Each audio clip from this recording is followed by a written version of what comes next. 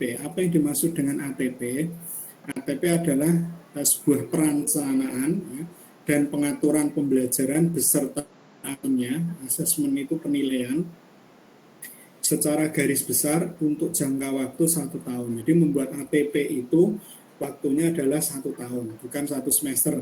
Jadi 1 tahun pembuatan ATP itu. Nah, ATP ini mudahnya adalah seperti kita membuat apa? Silabus. Jadi membuat silabus itu ya kayak membuat ATP. Nah, kemudian yang berikutnya adalah modul ajar. Nah, modul ajar ini serupa dengan RPP. Nah, di kurikulum Merdeka ini boleh tidak menggunakan modul ajar, menggunakan RPP tidak masalah. Namanya RPP Merdeka begitu. Nah, jadi menggunakan RPP tidak masalah, tetapi karena yang familiar adalah menggunakan istilah dari modul ajar, ya, sehingga nanti yang dipakai adalah modul ajar. Oke, masih ada yang masuk.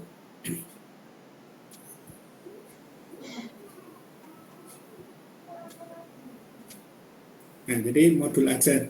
Jadi modul ajar itu serupa dengan RPP, hanya lebih lengkap. Nah, jadi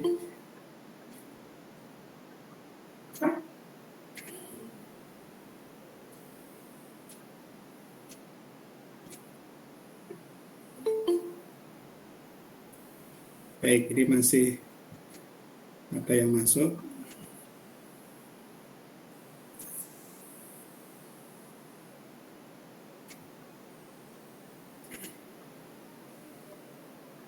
Nah, saya ulang lagi, modul ajar itu adalah serupa dengan RPP, hanya lebih lengkap. Yang memuat apa di modul ajar ini? Modul ajar itu dia memuat tujuan pembelajaran, kemudian langkah-langkah pembelajarannya, kemudian medianya, kemudian beserta asesmennya. Nah, nanti media pembelajaran ini meliputi beberapa hal, nanti termasuk referensi dan seterusnya nanti dimasukkan di media pembelajaran.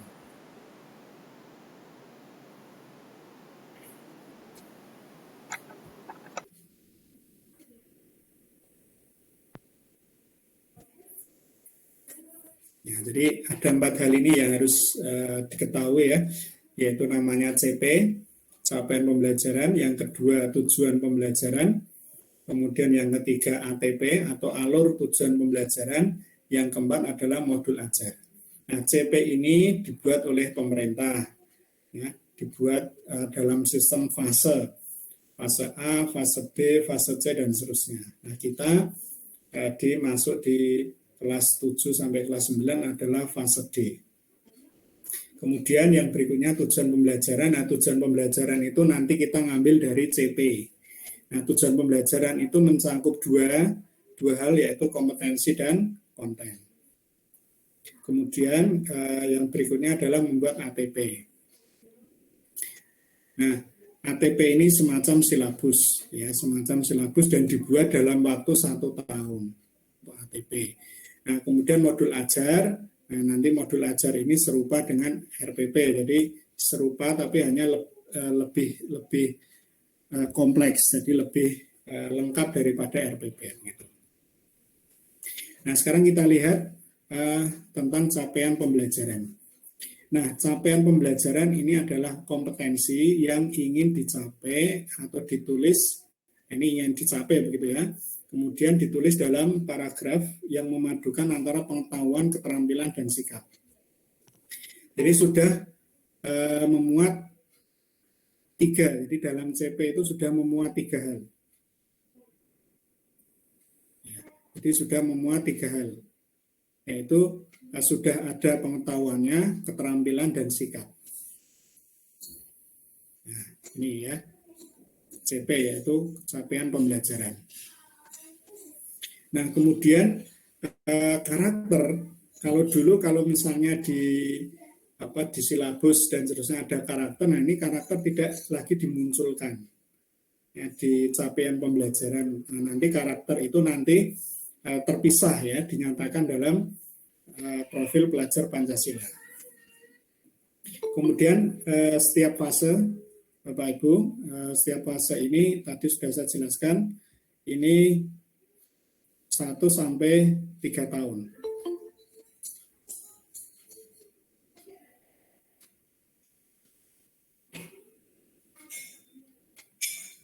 Nah, jadi setiap fase itu lamanya 1 sampai 3 tahun, dan CP ini ya, CP ini sudah merujuk dengan teori belajar konstruktivisme. Jadi konstruktivisme itu berarti siswa itu kalau belajar itu tidak diajari, tapi mengalami. Jadi learning by doing. Itu namanya konstruktivisme.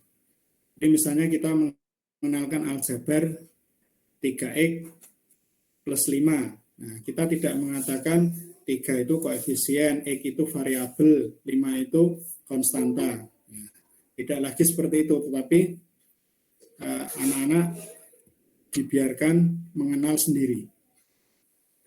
Nah, dibiarkan mengenal sendiri. Itu namanya konstruktivisme. Nah, jadi CP tadi sudah dibuat oleh pemerintah, jadi kita tinggal pakai. Nah, ini sudah disusun ya, sudah disusun dengan pendekatan UBD ini ya, understanding by design. Oke, kita paham CP. Ingat CP tadi ditulis dalam paragraf yang sudah memadukan ada pengetahuan, keterampilan, dan sikap. Adapun karakter ditulis sendiri. CP itu adalah untuk ditulis dalam setiap fase. Nah, fasenya lamanya 1 sampai 3 tahun. Nah, sekarang ini fase per kelas ya, per jenjang kelas. Kita CP-nya di fase D, yaitu di kelas 7. Nah, di kelas 7 kalau ini namanya domain. Ya, domain itu nama lainnya adalah elemen. Jadi nanti kalau ada istilah elemen, itu adalah domain. Ya, jadi domain itu adalah wilayah asalnya begitu ya, atau daerah asalnya. Nah, kalau kita lihat ini Bapak Ibu, kalau yang CP fase D yang kelas 7, ini dia misalnya ini ya, bilangan bulat, membaca, menulis, dan membandingkan. Ya, bilangan berpangkat, ya, notasi ilmiah, dan seterusnya. Ini nanti sudah tinggal dibaca sendiri. Ini yang bilangan. Nah, kemudian yang aljabar, ini ya, yang aljabar ini sudah dikenalkan bagaimana menyatakan sebuah situasi ke dalam bentuk aljabar. Nah, ini kemudian menggunakan aljabar yang ekuivalen, sifat komutatif, asosiatif, dan seterusnya. Kemudian bisa menyelesaikan persamaan dan pertidaksamaan linear satu variabel, itu yang aljabar. Nah, kemudian yang pengukuran, ini pengukuran ya ruang lingkupnya dibangun datar ya, ini bisa menunjukkan proporsionalnya, jadi perbandingannya begitu, baik itu panjang, besar, sudut ataupun luas. Adapun geometri, nah geometri ini di sini diarahkan ke segitiga, ya, jadi ini di akhir fase D-nya geometrinya adalah pada sebuah segitiga begitu.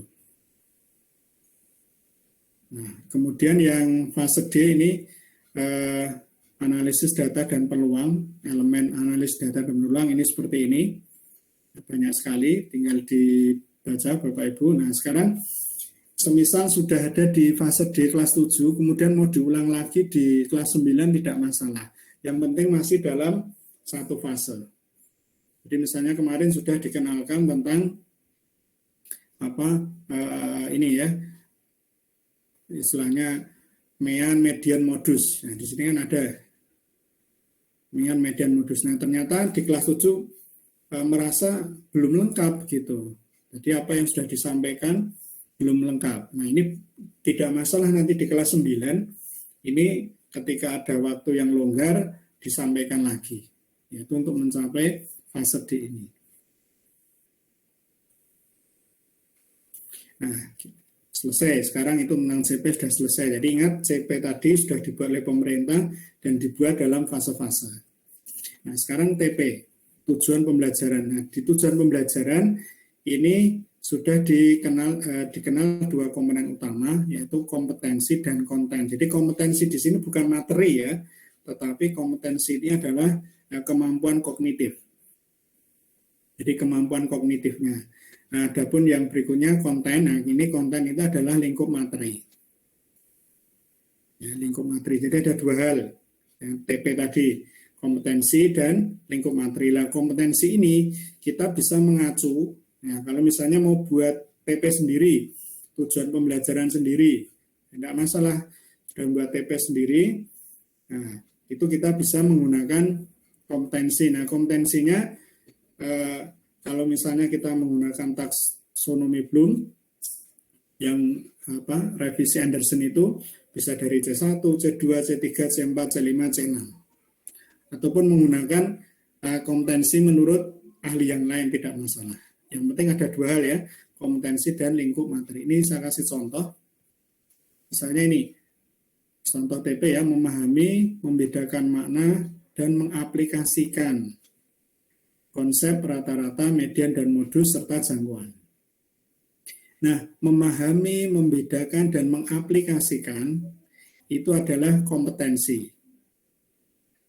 Nah, jadi saya ulang ya, memahami, membedakan, dan mengaplikasikan itu kompetensi. Kalau ini dirunut, memahami C1, membedakan C2, mengaplikasikan C3.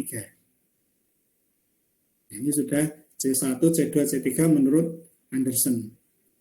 Nah, sudah kompetensinya sudah memenuhi, tinggal materinya. Nah, ini materinya, rata-rata, median, modus, dan jangkauan. Ini contoh TP ya. Ingat dua hal tadi, ada kompetensi, ada konten. Nah, sekarang bagaimana untuk membuat sebuah TP? Membuat atau merumuskan tujuan pembelajaran. Ada tiga alternatif.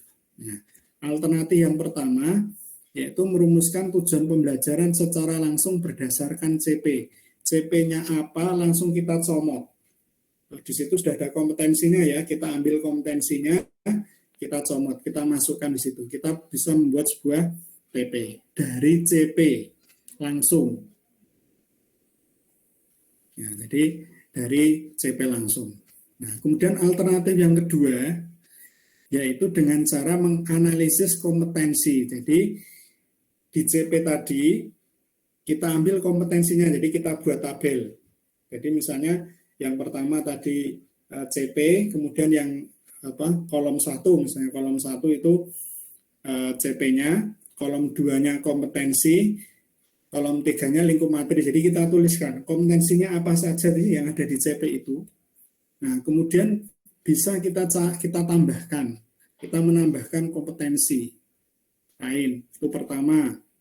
Yang kedua, kita juga bisa mencari kompetensi lain yang serupa. Ya, jadi yang serupa dengan kompetensi yang ada di CP-nya tadi. Yang serupa itu artinya bisa selevel. Selevel itu misalnya C2 ya C2, tetapi saya ingin kompetensi yang lain, yang berbeda begitu. Nah, itu bisa, atau bisa mengembangkan. Jadi yang pertama bisa serupa atau satu level, yang kedua juga bisa kita kembangkan dari kompetensi. Jadi kompetensinya apa kita kembangkan. Misalnya saya ingin langsung ke C6 gitu. Nah, kemudian yang berikutnya lingkup materi.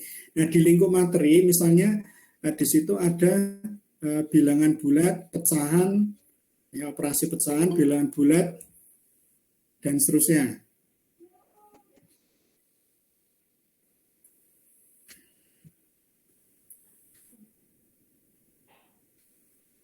Nah, jadi ada bilangan bulat, pecahan, dan sebenarnya kita bisa ngambil, kita jodohkan. Jadi misalnya kompetensinya membedakan, yang satunya atau mengurutkan satunya operasi pecahan. Boleh kita buat satu tujuan pembelajaran. Jadi kita bisa membuat seperti itu. Jadi dari CP yang ada. Kemudian alternatif ketiga, dan ini lebih rumit, adalah kita menggabungkan. Jadi kita merumuskan tujuan pembelajaran ini berdasar lintas elemen CP. Nah, jadi merumuskan tujuan pembelajaran berdasarkan lintas elemen CP. Maksudnya apa? Kalau tadi yang satu kedua itu masih satu elemen. Contoh misalnya kalau geometri ya geometri saja. Tetapi kalau alternatif yang ketiga kita bisa tengok yang berikutnya, elemen yang berikutnya. Misalnya saya ingin gabungkan geometri dengan pengukuran, geometri dengan analisis data dan peluang begitu, tidak masalah. Ini yang ketiga. Jadi merumuskan tujuan pembelajaran berdasarkan lintas elemen CP. Yang penting tujuan pembelajaran diambil dari mana? Dari CP. Nah, merumuskan tujuan pembelajaran pakai dua kunci ya, dua kata kunci, kompetensi dan konten. Nah, alternatifnya ada 3, bisa langsung dari CP, yang kedua bisa menganalisis kompetensi dan lingkup materi, kemudian saling dijodohkan begitu. Kemudian alternatif yang ketiga, kalau kita membuatnya dengan lintas elemen CP. Jadi kalau geometri dengan pengukuran, geometri dengan pengukuran dan misalnya bilangan, tidak masalah. Ini alternatif yang ketiga. Nah, sudah kita lewati tujuan pembelajaran. Dan sekarang yang berikutnya adalah kita membuat ATP. Alur tujuan pembelajaran. Nah, ATP ini ya hampir sama dengan apa? Silabus. Jadi memiliki fungsi yang serupa dengan silabus. Ya, kalau dulu di kurikulum 2013 ada namanya silabus pembelajaran. Dan sama ini 1 tahun. Nah, ATP ini fokus pada pencapaian CP. Ya, jadi fokus pada pencapaian CP-nya tadi. Ya. Adapun nanti profil pelajar Pancasila, ya ini tidak perlu dimasukkan di ATP. Jadi misalnya karakter yang ada di profil pelajar Pancasila tadi, ada beberapa itu kan, itu tidak perlu dimasukkan di ATP. Dan juga tidak perlu dilengkapi dengan pendekatan atau strategi pembelajaran atau pedagoginya tidak perlu dilengkapi. Maksudnya apa? Ya tidak perlu dituliskan ya di ATP tadi misalnya menggunakan model pembelajaran problem based learning, proyek based learning, tidak perlu.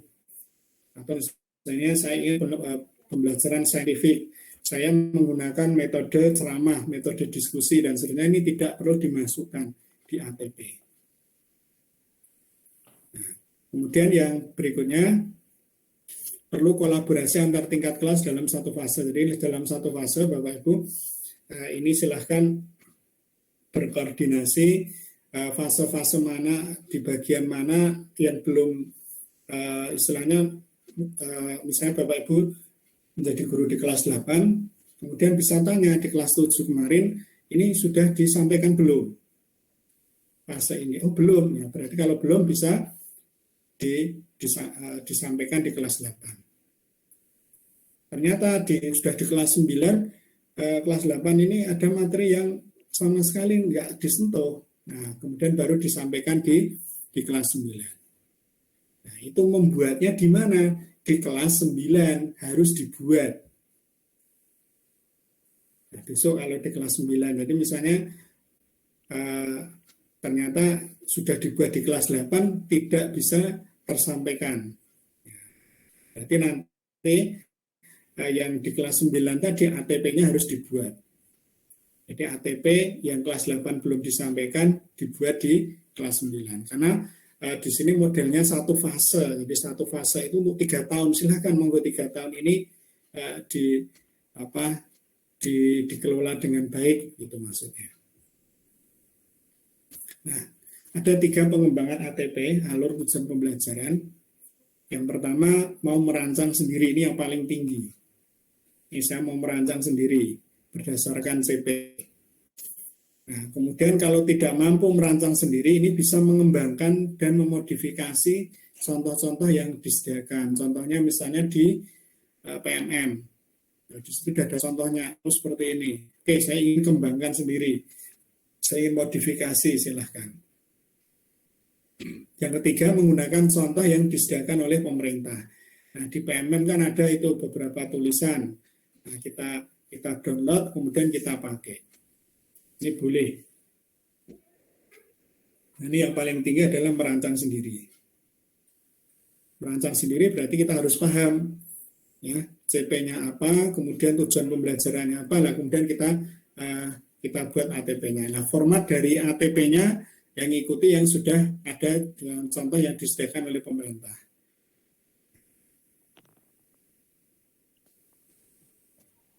Nah, sekarang kalau cara menyusun TP menjadi sebuah ATP, jadi tujuan pembelajaran yang sudah dibuat dari CP, kemudian mau dijadikan ATP, ya, alur tujuan pembelajarannya.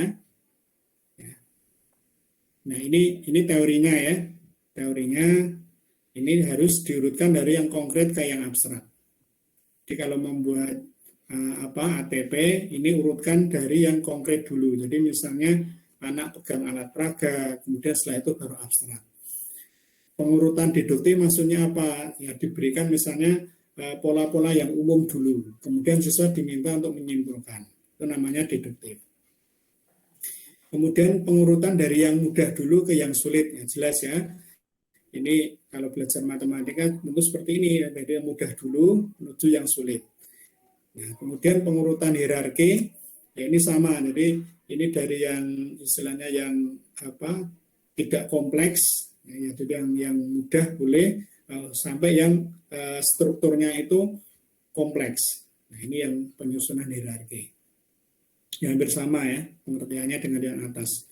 Nah, pengurutan prosedural ini juga sama. Jadi prosedur yang sederhana, ya, prosedur sederhana itu maksudnya apa? Jadi prosedur sederhana itu misalnya kalau langkah penyelesaiannya itu sedikit, ya, kemudian ke lebih luas lagi, kemudian lebih detail lagi. Ini pengurutan prosedural.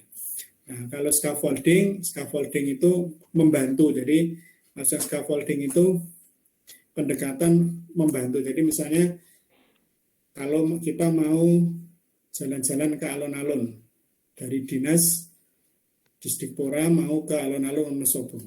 Nah ini, scaffoldingnya apa ya, dikasih tahu 200 meter nanti ketemu ini, kemudian belok kanan 300 meter ketemu ini dan seterusnya. Jadi semacam semacam langkah-langkah bantuan begitu. Itu namanya scaffolding. Oke, sekarang ATP yang sudah jelas ya. Ini kayak semacam silabus. Kemudian ini tadi bisa menggunakan contoh yang disediakan pemerintah. Nah, ini penyusunannya kalau mau menyusun sendiri seperti ini atau modifikasi, nah, bisa diurutkan seperti ini. Oke. Sudah paham ya Bapak Ibu? Nah, kita lanjutkan ke modul ajar. Nah, ini sekarang perlu diperhatikan Bapak Ibu untuk komponen minimal dalam membuat modul ajar. Nah, setidaknya ada 4 ini. Nah, setidaknya ada 4 ini di dalam modul ajar dan itu minimal. Berarti minimal itu ya syarat ya harus terpenuhi menjadi sebuah modul ajar. Apa saja? Yang pertama adalah tujuan pembelajaran. Nah, salah satu dari tujuan dalam alur tujuan pembelajaran. Jadi dalam ATP tadi kita ambil salah satu saja, kemudian kita buat ini modul ajarnya. Nah, tadi sudah tujuan pembelajaran ya, kita tuliskan di modul ajar tujuannya apa. Nah, dalam pengembangan modul ajar sebenarnya ini adalah salah satu saja. Jadi salah satu dari tujuan di dalam ATP-nya. Ini salah satu. Kenapa hanya salah satu?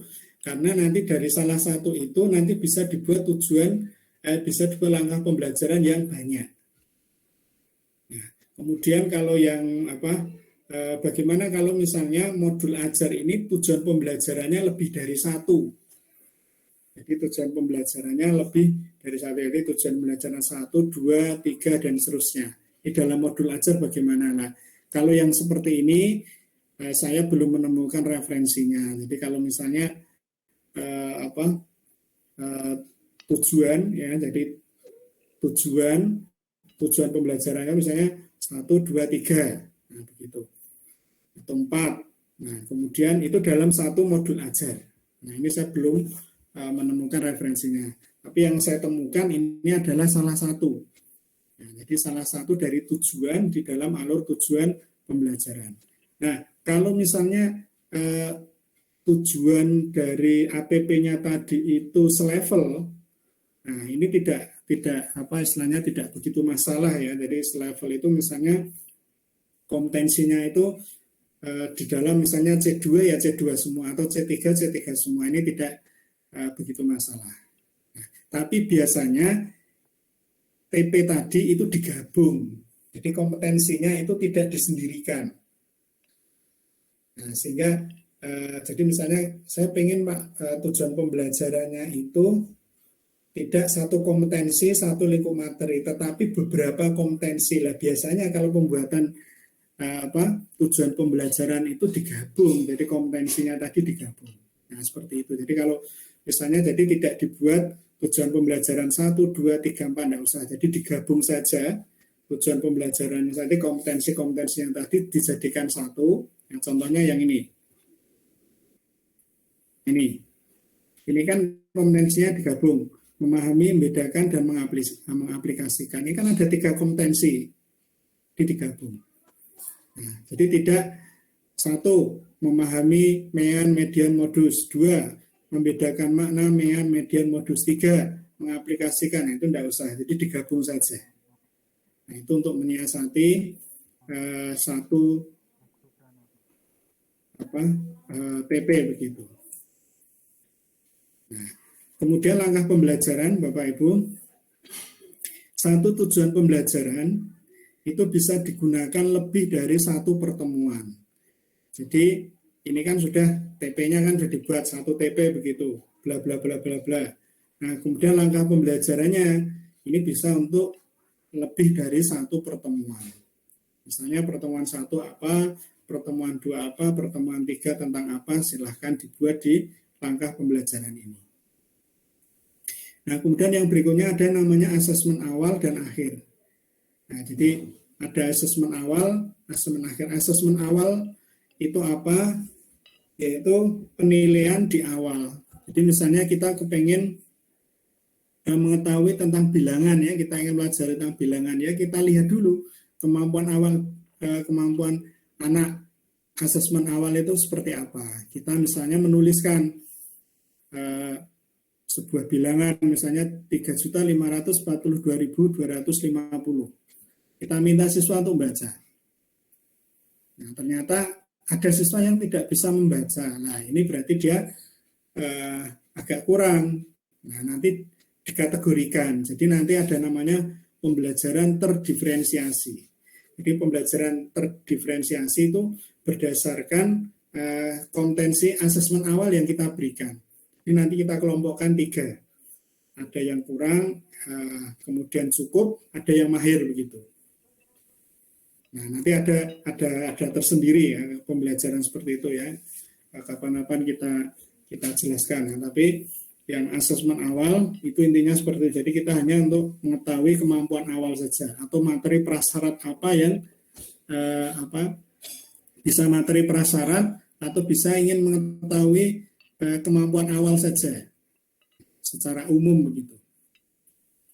Coba ini bisa dengan tunjuk jari. Ternyata yang tunjuk jari itu separuh bisa. Oh berarti ini mahir begitu. Yang ini kurang. Gitu. Sehingga nanti kita bisa melihat oh ternyata kemampuannya seperti ini. Nah di asesmen awal ini tentu saja tiap sekolah berbeda-beda. Misalnya SMP 1 Wonosobo dengan SMP lain ya, itu bisa berbeda karena berbeda input awalnya, input siswa masuknya kan berbeda sehingga memungkinkan nanti kita memberikan asesmen awal juga berbeda.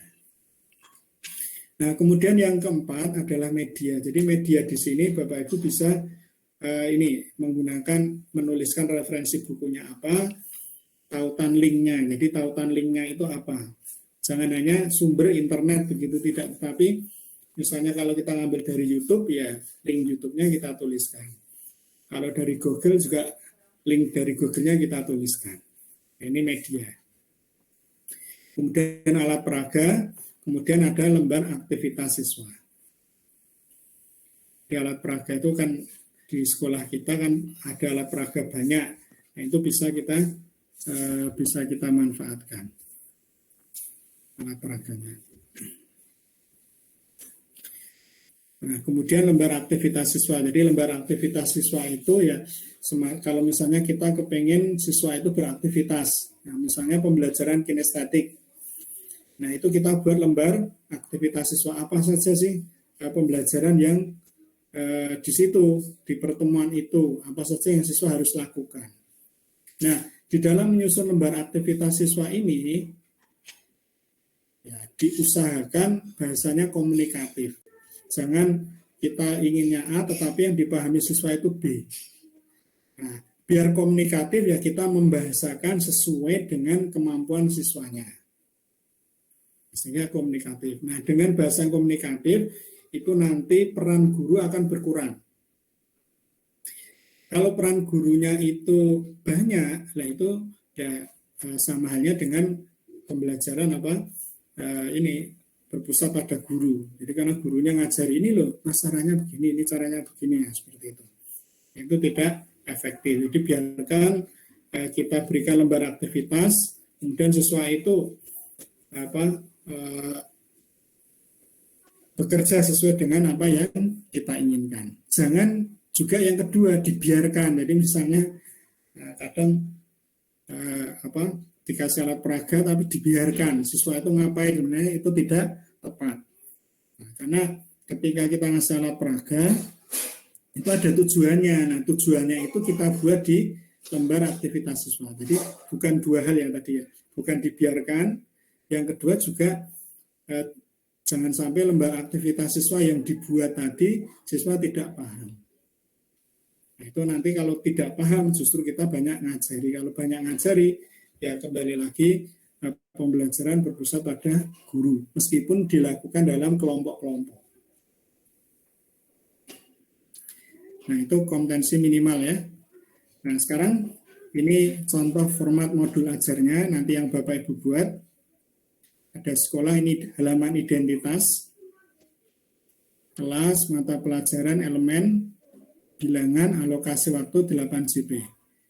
Misalnya. Nah, di elemen ini kalau Bapak Ibu membuatnya PP tadi, itu gabungan dari beberapa elemen, berarti kita dituliskan di sini. Misalnya bilangan dan geometri di elemen ini. Nah, kemudian alokasi waktu, cukup 8 JP, 6 JP gitu saja ya. Nah, sudah tahu bahwa 1 JP itu 40 menit, jadi tidak usah kita tuliskan ya. Nah, ini tujuan pembelajaran tadi yang diambil dari mana? Dari CP.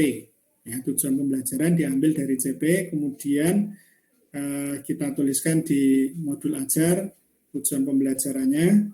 Nah, kemudian yang berikutnya adalah langkah-langkah pembelajaran. Nah, dari TP tadi kita urai di langkah-langkah pembelajarannya. Langkah-langkah pembelajarannya tadi berpusat pada tujuan pembelajaran yang diinginkan. Kalau tujuan pembelajarannya diingat-ingat, jadi jangan asal membuat langkah. Tetapi langkah tadi itu bersumber pada tujuan pembelajaran yang dituliskan. Nah, ini bisa pertemuan 1, 2, 3, dan seterusnya. Pertemuan 1 ya pendahuluan, kegiatan intinya apa, penutupnya apa. Sederhana ini. Jadi cukup sederhana pendahuluannya apa, dan kegiatan intinya silakan dituliskan kira-kira yang Bapak Ibu lakukan. Nah, kemudian yang berikutnya ada yang C, ini assessment. Ya, assessment ada dua ya, asesmen formatif dan sumatif. Nah, asesmen formatif itu ada dua, awal dan proses. Nah, awal tadi hanya ngetes saja di awal tadi, sebelum pertemuan kita tes awalnya, kemudian yang kedua adalah asesmen formatif untuk proses. Nah, di asesmen formatif proses itu tujuannya apa? untuk memperbaiki proses pembelajaran yang ada di dalam kelas. Nah, jadi kita ingin masukan dari siswa apa sih yang kurang. Nah, adapun nanti untuk asesmen ada waktunya tersendiri ya untuk membuat asesmen, tapi mudahnya seperti ini Bapak Ibu. Jadi di asesmen nanti di format modul ajar itu yang wajib awal sama asesmen sumatif. Jadi formatif awal dan asesmen sumatif ini yang wajib. Nah, tapi kalau misalnya mau ditambahkan proses ya lebih baik. Ya, jadi untuk memperbaiki proses pembelajaran yang ada di kelas, karena asesmen sudah terwakili yang formatif di awal, sumatif itu di akhir. Nah, kalau kita ingin mendapat masukan dari peserta didik dan seterusnya, nah kita gunakan formatif proses, ataupun kita menilai proses pelaksanaan pembelajaran, kita nilai kemampuan-kemampuan kognitif yang lain yang memang membutuhkan penilaian proses, ya kita tuliskan di sini. Kemudian asesmen sumatif ini misalnya kita kepengen membuat ya semacam kayak kuis begitu ya. Ini bisa langsung kita kasihkan kuis ataupun tes tertulis, dan ini harus ada ya asesmen sumatifnya. Meskipun hanya singkat ya, misalnya 5 menit atau 10 menit tidak masalah. Nah, kemudian yang terakhir adalah media. Jadi media tadi memuat apa saja sudah kita tuliskan di atas. Ya, misalnya alat peraga, kemudian nanti yang daftar pustaka. Misalnya kalau daftar pustakanya pengen sendiri ya silahkan. Ya, misalnya kayaknya kalau daftar pustaka nggak masuk media di sini, ya silahkan tulis sendiri. Daftar pustaka tidak masalah, karena di contoh-contoh yang format modul ajar itu ada yang menuliskannya terpisah, tapi ada yang jadi satu medianya. Jadi media, kemudian di situ ada daftar pustaka, kemudian ada link internetnya, alat peraganya apa, bisa dituliskan di bagian media. Dan ini keempatnya ini wajib. Tujuan, langkah, asesmen, dan media. Nah, itu untuk format penyusunan modul ajar. Nah, di sini yang tidak ada di sini apa, Bapak Ibu? Yang tidak ada di sini di modul ajar enak, nggak ada rangkuman materinya. Jadi rangkuman materinya tidak ada di sini. Ya, jadi tidak, misalnya mau dibuat rangkuman materi, ya silahkan. Ya, tetapi di format modul ajar di sini ya tidak ada ringkasan materi atau rangkuman materi. Karena rangkuman materinya itu sudah ada di mana? Di medianya. Jadi di medianya di bagian daftar pustaka begitu sudah ada di situ. Nah, itu terkait format modul ajar. Adapun nanti asesmen, ya insya Allah nanti bisa kita sampaikan di webinar di pertemuan selanjutnya. Tapi untuk pembuatan yang modul ajar formatnya bisa seperti ini. Kemudian yang ATP sudah dijelaskan di atas, ya bisa memodifikasi sendiri, bisa menggunakan yang sudah ada. Nah, yang sudah saya contohkan, yang sudah saya share itu adalah ATP yang sudah ada. Bisa seperti itu, nanti tinggal dimodifikasi tersendiri. Oke, baik Bapak Ibu, mungkin itu yang bisa kita sampaikan. Sebelum saya tutup, mungkin ada pertanyaan, silakan Bu Dini. Ya. Terima kasih. Assalamualaikum warahmatullahi wabarakatuh.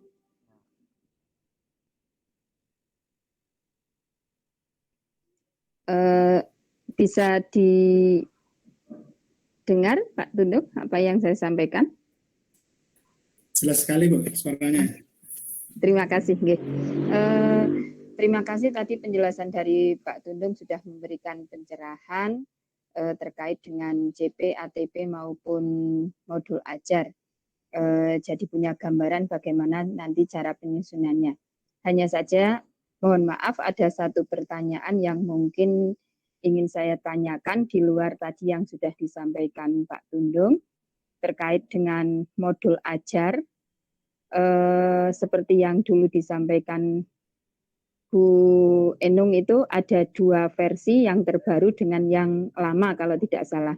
Nah, kebetulan di sekolah kami itu untuk penilaian modul ajar itu menggunakan format yang lama, di mana di situ ada komponen pertanyaan pemantik. Nah, yang di sini yang ingin saya tanyakan, pertama, fungsi dan tujuan pertanyaan pemantik itu untuk apa? Kemudian yang kedua, bagaimana strategi kita menentukan pertanyaan pemantik agar bisa sesuai dengan maksud dan tujuan dari yang diharapkan itu. Mohon maaf, walaupun tidak dibahas di sini, mungkin Pak Tundung mempunyai referensi atau pengetahuan yang lebih untuk bisa memberikan pencerahan tentang pertanyaan pemantik.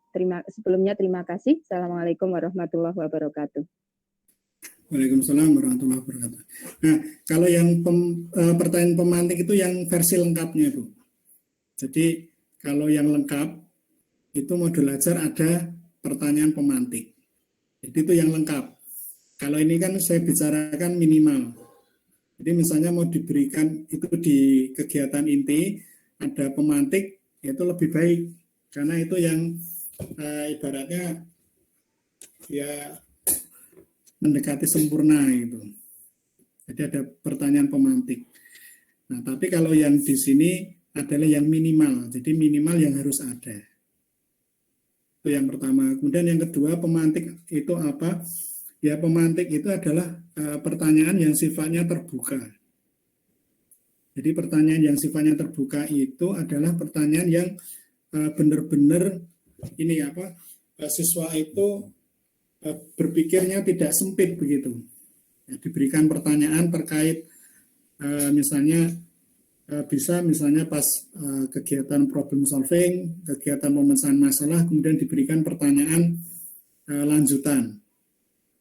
Nah, kalau misalnya di matematika seperti itu ya, coba kalau misalnya seperti ini, kira-kira penyelesaiannya apa ya?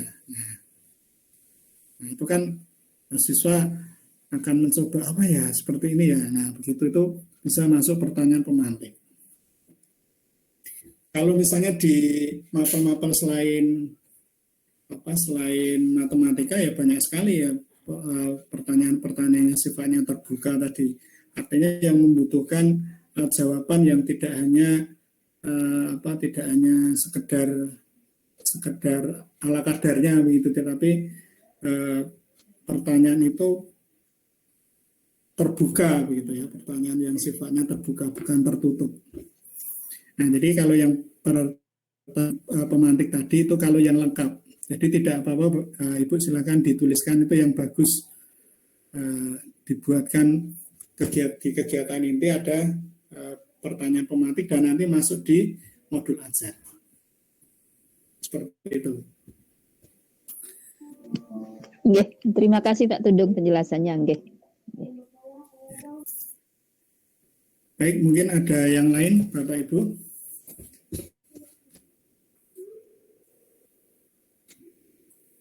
Saya mau tanya, Pak. Ya, silakan. Oke, saya Husen mau tanya. Ini kan untuk pembuatan fase D itu kan untuk 3 tahun, ya, Pak?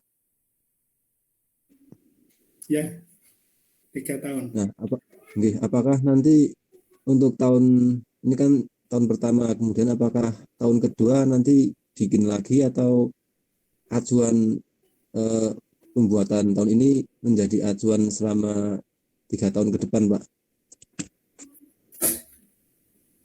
Ya, untuk yang satu fase itu 1 sampai 3 tahun.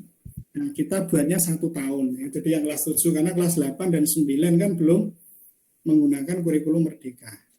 Jadi yang sekolah penggerak saja, sekolah penggerak yang di angkatan 1 kalau nggak salah itu yang sudah, yang di angkatan 2 belum. Angkatan 2 itu kan sekarang di sekolah penggerak itu ada 3 angkatan, angkatan 1, 2, 3 yang sudah proses. Angkatan 1 ini menggunakan sudah berjalan ini, berarti sekarang kelas 8 sudah menggunakan kurikulum merdeka. Tapi kalau kita sekolah penggerak bukan ya. kemudian kita mestinya sekolah yang biasa, sehingga kita baru menggunakan kelas 7. Jadi kelas 7, nanti kelas 8 dan 9 gimana ya, kelas 8 besok buat lagi. Ya, buat lagi, kemudian kalau kelas 9 gimana ya buat lagi. Seperti itu. Sudah jelas Pak Ahmad Hussein? Sudah Pak. Iya sudah, Pak Tulun. Oke.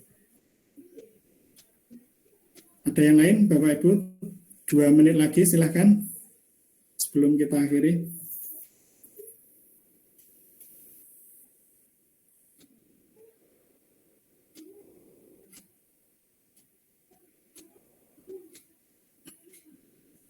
Oke, baik. Kalau tidak ada, kita ajukan sekian. Ini sudah melendang waktunya. Tak kira tadi bisa selesai setengah jam. Ini ternyata lebih dari waktu yang semestinya. Ya, mohon maaf, Bapak Ibu. Demikian saja yang bisa kita sampaikan. Nanti kalau misalnya belum jelas, bisa didiskusikan di kelompoknya dulu. Kan di situ saya yakin insya Allah tiap kelompok ada yang paham begitu, sehingga nanti bisa saling diskusi, sehingga nanti kalau misalnya ada yang tidak jelas atau kurang jelas, ya nanti bisa mapri atau bisa bertanya dengan panitia begitu. Adapun waktunya kapan nanti pembuatannya, yang penting Bapak Ibu secepatnya saja Bapak Ibu buat, sehingga nanti produk dari MGMP nanti bisa dipakai semua, sehingga nanti kita produknya itu kemudian dijadikan satu, kemudian kita pakai bersama, sehingga jangan sampai nanti begini ya, tiba-tiba kita tidak berkontribusi, kemudian ya ini yang sering ya, kadang ya gimana begitu, misalnya Pak minta perangkatnya begitu ya. Nah ini ya coba kita hindari yang seperti itu, sehingga kita punya kontribusi, sehingga nanti digabung jadi satu, sehingga nanti perangkatnya bisa dipakai bersama-sama. Ya, sehingga jadi tidak ada kesan tadi misalnya tiba-tiba ini langsung minta perangkat begitu ya dari A sampai Z. Nah ini juga bingung ini kalau diminta seperti itu, misalnya padahal filenya sudah tercecer di sini-sini begitu ya, tidak jadi satu, kemudian butuhkan waktu sendiri untuk mengumpulkan, kemudian diberikan yang bersangkutan dalam software. Ini lebih, kalau kita punya kontribusi, jadi kita lebih enak Bapak Ibu, jadi kita bisa pakai bersama-sama, misalnya oh ini kurang cocok, ya ini sudah ada produk MGMP-nya, ini merasa kurang cocok, nah ini tinggal diedit sendiri, dimodifikasi sendiri silahkan, disesuaikan dengan sekolah. Tapi setidaknya kita sudah punya perangkat yang dibuat bersama-sama. Jadi membuat perangkat seperti ini tidak mesti harus sendiri Bapak Ibu. Jadi misalnya saya sendiri buat A sampai Z, tidak. Jadi kita istilahnya saling berkontribusi seperti ini lebih bagus daripada nanti membuat sendiri ya, satu orang buat sendiri dari A sampai Z. Ya, membuat APP, modul ajar dan seterusnya tidak, tapi lebih bagus kalau berkolaborasi seperti ini, sehingga nanti ide-idenya itu ada. Nah, adapun kalau kita tidak cocok, tidak seret, ya kita modifikasi sendiri. Nah, itu lebih bagus. Nah, mungkin itu saja yang bisa saya sampaikan, kurang lebih mohon maaf Bapak Ibu dari saya. Assalamualaikum warahmatullahi wabarakatuh. Waalaikumsalam. Waalaikumsalam.